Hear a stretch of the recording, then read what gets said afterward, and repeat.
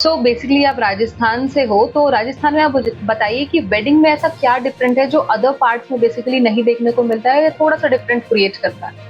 राजस्थान की ब्यूटी, यहाँ का कल्चर और वो बिल्कुल शादियों में यहाँ पे कह सकते हैं कि बहुत ज़्यादा पैसा जो इन्वेस्ट किया जाता है, वो शादियों में किया जाता है। बहुत-बहुत स्वागत है आपका ये न्यूज़ में। बहुत-बहुत शुक्रिया, thank you so much. Amisha, पहले मुझे आप ये बताइए कि वेडिंग इंडस्ट्री में आपको कितने सालों का एक्सपीरियंस हो गया है? 4 टू 5 इयर्स। 4 to 5 years.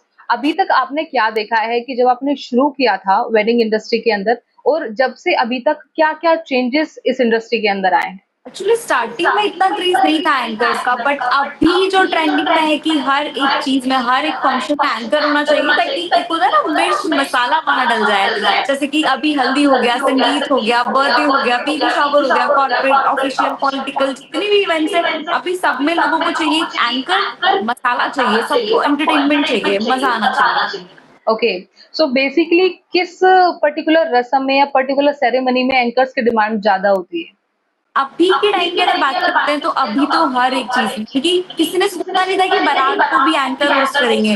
बारात में जो एक बैंड होता था और माइक लेके एक अंकल गाते थे, तो वो अभी बिल्कुल चेंज हो गया है। अभी डीजे के साथ, एंकर के साथ उसका कॉम्बिनेशन हो गया है। तो अभी तो राजस्थान में वेडिंग्स में हर एक फंक्शन में एंकर की रिक्वायरमेंट होती है।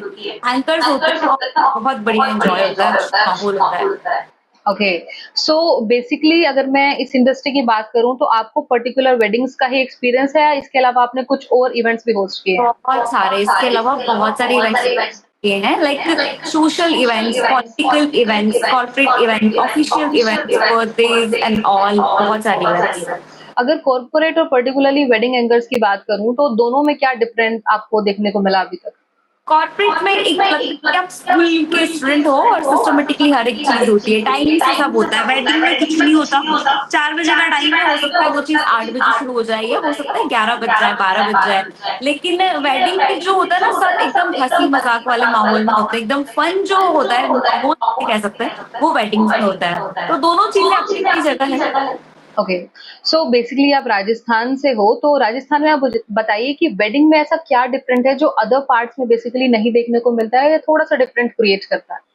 राजस्थान की ब्यूटी, यहाँ का कल्चर और वो बिल्कुल शादियों में यहाँ पे कह सकते हैं कि बहुत ज़्यादा पैसा जो इन्वेस्ट किया जाता है, वो शादियों में किया जाता है। तो शादियाँ बहुत अच्छे से होती है यहाँ पर। एक इंसान अपनी पूरी मेहनत, अपनी पूरी पूँजी जो होता है, वो शादी में लगा देता है। तो शादियों का लेवल, डेकोरेशन, खाने की बात कर लो, डांस की बात कर लो, की बात कर लो, सब एक नंबर होता है। तो बहुत मज़ा आता है।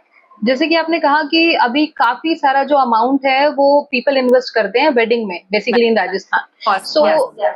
आपको क्या लगता है कि इतना ह्यूज अमाउंट क्योंकि मैंने भी 1-2 वेडिंग्स देखी हैं राजस्थान में, वो पर्टिकुलर छोटी से छोटी रस्म को भी बड़े ह्यूज लेवल पे हाँ, सेलिब्रेट करते हैं। यस। सो उसमें आपको क्या लगता है कि इतना ज़्यादा huge amount of money invest करना पर्टिकुलर शादी के लिए इट्स राइट थिंग और आपके अकॉर्डिंग इसके अंदर कुछ अमेंडमेंट्स हो सकते हैं? It's depends on you. अगर आपके पास बहुत अच्छा है मतलब किसी से उधार नहीं लेना पड़ता आपको। आप सिर्फ़ इसलिए नहीं कर रहे हो कि लोगों को दिखाना है, तो वो सही है। अगर लोगों को दिखाने के लिए नहीं कर रहे हो, खुद की खुशी के लिए कर रहे हो और है अगर आपके पास इतना पैसा तो करो, वो कोई प्रॉब्लम नहीं है। बट नहीं है, किसी और से उधार लेके कर रहे हो, लोन लेके कर रहे हो, तो उसको टोटली क्रेज़ीनेस कह सकते हैं। अच्छा, आपके अकॉर्डिंग क्या लगता है कि यूजुअली वहाँ पे थोड़ा कॉम्पिटिशन है अपने आप को थोड़ा-सा रिच दिखाने का या शो ऑफ करने का? ताकि थोड़ा-सा एक्चुअली कुछ ज़्यादा ही है। सिर्फ़ शो ऑफ है कि हाँ, शो ऑफ करना है, इतनी रॉयल हमारी वेडिंग है, हम सबको अपना-अपना लेवल दिखाना है। अच्छा, ओके। सो अभी आपको क्या लगता है कि ये जो डोरी वाला सिस्टम है, दहेज वाला सिस्टम है, वो एक्सिस्ट करता है अभी भी राजस्थान में? सब जगह नहीं, बट हाँ, कुछ लोग हैं, चीज़ें पूरी तरीके से अभी खत्म नहीं हुई है, अभी भी है, कुछ पिछड़े इलाकों में, कुछ गाँव में, लेकिन बहुत जगह ये चीज़ें धीरे-धीरे खत्म हो रही है। जैसे-जैसे एजुकेशन बढ़ रही है, वैसे-वैसे ये दहेज वगैरह की चीज़ें खत्म होती जा रही है। ओके, बेसिकली लोग इसको डिफरेंशिएट करते हैं कि हम दहेज ना देके सिर्फ़ वेडिंग में गिफ्ट दे रहे हैं। हुँ। यूजुअली मैंने भी 1-2 वेडिंग देखी राजस्थान में जिसके अंदर एक मायरा का छोटा-सा फंक्शन था एंड आई हैव सीन कि जो छोटी सेरेमनी है उसमें लोग मिलनी शायद उसको बोलते हैं, आई एक गेस। रस्म होती है, में हाँ, सब तो कपड़े पहनाते हैं। वो प्रॉपर माइक में ऐसे अनाउंस करते हैं कि पर्टिकुलरली किस पर्सन ने क्या दिया है, क्या नहीं दिया, एवरीथिंग। सो वो आपको क्या लगता है कि वो किसी एक टाइप को डोरी आप बोल सकते हो? आपके अकॉर्डिंग ये सही टर्म होगा शायद? नहीं, अगर फोर्सफुली कहें कि नहीं आपको ये देना है, तो उसको आप कर सकते हो। बाकी अगर इंसान खुशी से देता है, तो वो कोई प्रॉब्लम नहीं है। वो प्यार होता है जो एक फैमिली दूसरी फैमिली को देती है, और वो सिर्फ़ लड़की वाले लड़के वालों को नहीं देते हैं, दोनों साइड से होता है। लड़के वाले भी लड़की वालों को सब कपड़े पहनाते हैं और चीज़ें देते हैं। Okay, so as an wedding anchor आपको क्या लगते हैं कि एक वेडिंग एंकर बनने में क्या-क्या डिफिकल्टीज का सामना करना पड़ता होगा और क्या-क्या चैलेंजेस आपने फेस किए इस इंडस्ट्री के अंदर? चैलेंजेस जैसा तो कुछ नहीं, बट कभी-कभी बहुत अनफॉर्च्युनेटली कुछ अजीब टाइप के लोग मिल जाते हैं। उनको ऐसा लगता है कि अगर संगीत चल रहा है वहाँ पर और आपका परफॉर्मेंस है, साथ में किसी और का भी है, उनको ऐसा लगता है कि इन्होंने मेरा नाम पहले नहीं लिया, उनका नाम पहले ले लिया। तो यार एंकर को क्या है कि आप डांस करो या आप डांस करो, हमें तो पेमेंट से मतलब है। तो इस तरीके के कुछ लोग मिल जाते हैं जिनको ऐसा लगता है कि नहीं यार, आप हमें नहीं बुला रहे हो, हमारा नाम नहीं अनाउंस कर रहे हो। ऐसे छोटी-छोटी चीज़ें, कभी किसी को किसी मज़ाक में बुरा लग जाए, तो उन चीज़ों का ध्यान रखना, नमक स्वादानुसार हो, ज़्यादा किसी से मज़ाक-मस्ती ना हो जाए, क्योंकि सब तरह के लोग हैं, सामने वाले का कैसा मूड है ये हमें समझना होता है। थोड़ा-सा भी मज़ाक अगर उसको बुरा लग गया, तो सारा जो माहौल आपने यहाँ लाया है वो एकदम से यहाँ आ जाएगा। ये चीज़ें थोड़ी-सी ध्यान रखनी होती है। Okay, particularly I have seen lot of your videos तो जिसमें आप मैंने देखा है कि 2-3 बार कभी-कभार स्टेज पे चाचा को बुला लिया या मामा को बुला लिया, किसी भी रिलेटिव्स को बुला लिया ब्राइड एंड ग्रूम के। तो बेसिकली जब उस टाइम पे आप करते हो तो आपको क्या पता रहता है कि सामने वाले का मूड उस तरीके से है या नहीं है? कुछ डिफिकल्टीज़ का सामना उस टाइम पे करना पड़ा है?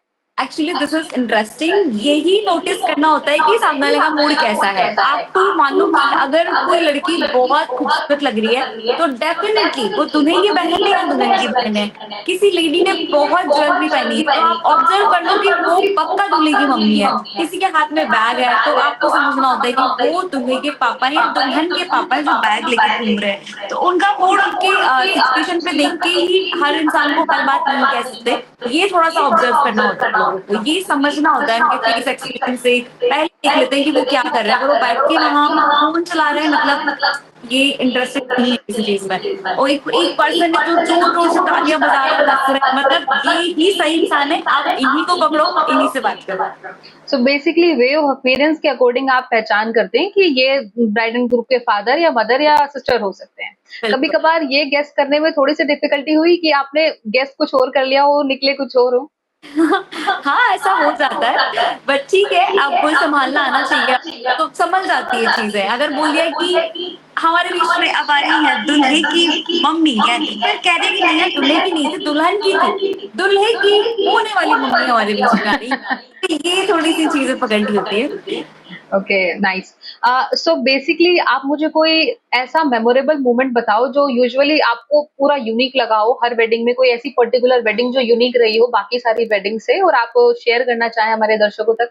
वैसे तो सभी वेडिंग्स एक से बढ़कर एक रहती है, बट कभी-कभी कॉन्सेप्ट्स बहुत बहुत प्यारे होते हैं। एक कॉन्सेप्ट था जिसमें ब्राइड एंड ग्रूम बिल्कुल ऊपर से एकदम आसमान से आए थे, तो बड़ी अच्छी-अच्छी चीज़ें, हमेशा नई-नई चीज़ें, नए लोग, नए दिन, नई बातें, नए एक्सपीरियंस हमेशा होते रहते हैं, और I really love my work and I really enjoy each and every journey of.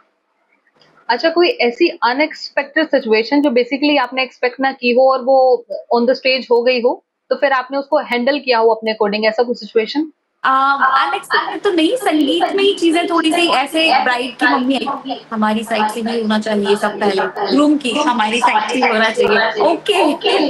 तो लोगों में एक तरीके से कॉम्पिटिशन भी होता है ना, जैसे हमने बात की थी स्टार्टिंग में दिखावा, तो शादियों में दिखावा भी है, दिखावा बहुत ज़्यादा होता है। ये रियलिटी है, ये सैड रियलिटी कह लो या कुछ भी कह लो, बट राजस्थानी वेडिंग्स में दिखावा है कहीं न कहीं। तो वो पीछे से कहीं न कहीं आपसी चलता रहता है, तो वो आती है सारी चीज़ें, उनको थोड़ा बैलेंस करना पड़ता है।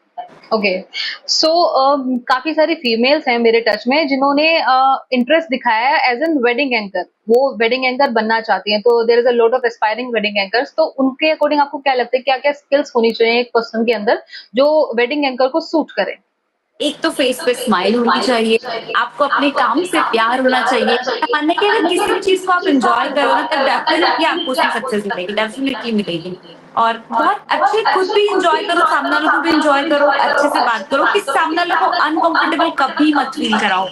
और बस अपनी पूरी एनर्जी के साथ, और होमवर्क भी इम्पोर्टेंट है, उसके पहले आप थोड़ा-सा अगर स्टार्ट कर रहे हैं कि फ्रेशर एंकर्स हैं, फ्रीलांसिंग कर रहे हैं, तो थोड़ी-सी प्रिपरेशन ज़रूरी है। उससे पहले कुछ नोट डाउन कर लो, चीज़ों को समझ लो, नॉलेज होनी चाहिए। आप जहाँ जा वहाँ कौन है, क्या है, क्या नहीं, नॉलेज होनी चाहिए।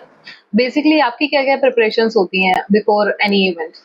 प्रिपरेशन स्टार्टिंग में जब मैंने स्टार्ट किया था, तब मुझे अभी भी कुछ नया अगर कर रही हूँ तो प्रिपरेशन करनी होती है। बट जब स्टार्ट किया था तब थोड़ा-सा प्रिपेयर किया था, और कुछ चीज़ें तो एक्सपीरियंस के साथ मुझे आएगी। जैसे कि लोगों को समझना, उनकी मूड को समझना, वो उनकी फेशियल एक्सप्रेशन को समझना, तो ये चीज़ें एक्सपीरियंस के साथ धीरे-धीरे ग्रोथ होती गई है। Okay, so what makes you inspired कि मुझको वेडिंग एंकर ही बनना है? किस टाइम आपने ये डिसाइड किया? मेरा ऐसा टाइप था ही नहीं, मुझे लोगों ने बनाया, मैंने अपनी फैमिली में किया, और मैंने हर एक उस स्टेप को मैं एन्जॉय करती गई। जैसे कि अगर मैं बात करूँ कि स्टार्टिंग में मुझे किसी ने कहा कि आप एंकरिंग कर दोगे? मैंने कहा हाँ, बिल्कुल कर दूँगी। तो वहीं से मैंने कभी ऐसा था नहीं कि एंकर बनना है, बट लोगों ने बनाया, एक शो में किया, वहाँ से 2, 3, 4 इस तरीके से बढ़ता गया, और मैंने हर शो को एन्जॉय किया। मैंने ऐसा नहीं कि यार अभी छोटा शो है, बड़ा करना चाहिए। छोटा मिला, वाओ! छोटा शो मिल गया, चलो करते हैं। उससे बड़ा मिला, ओह वाओ! मज़ा आएगा, इसको बेस्ट करना है। तो बहुत एन्जॉय किया मैंने हर एक स्टेप, और अभी भी बहुत एन्जॉय। ओके, सो बेसिकली ऐसा कुछ पर्टिकुलर स्टडी आपने फॉलो की हो एंकर बनने के लिए? नहीं, स्टडी जैसा तो कुछ नहीं है, बट हाँ, नॉलेज आपको हर चीज़ की होनी चाहिए, क्योंकि कहीं भी किसी तरह की बात हो गई तो नॉलेज हर तरीके की होनी चाहिए। अच्छा, कभी-कभार ऐसा हुआ है कि मूड बहुत ज़्यादा खराब हो, जो सॉर्ट ऑफ पीपल कभी-कभार होता है कि पर्सन के लिए अपने इमोशंस को हाइड करना थोड़ा डिफिकल्ट हो जाता है। तो कभी-कभार मूड खराब हो और आपको शो में जाना हो और उस वक़्त कैसे हैंडल करते हो बेसिकली?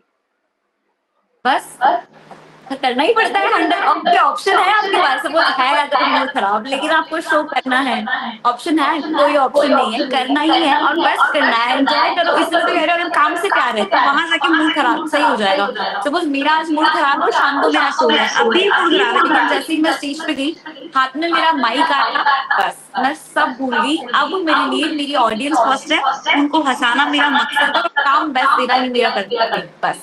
होंगे इसी के साथ-साथ आज के लिए बस इतना ही। मैं तनु शर्मा आपसे विदा लेती हूँ। फिर मिलती हूँ एक नई अपडेट के साथ, एक नई कार्यक्रम के साथ। तब तक के लिए कीप वॉचिंग एयर न्यूज़। नमस्कार।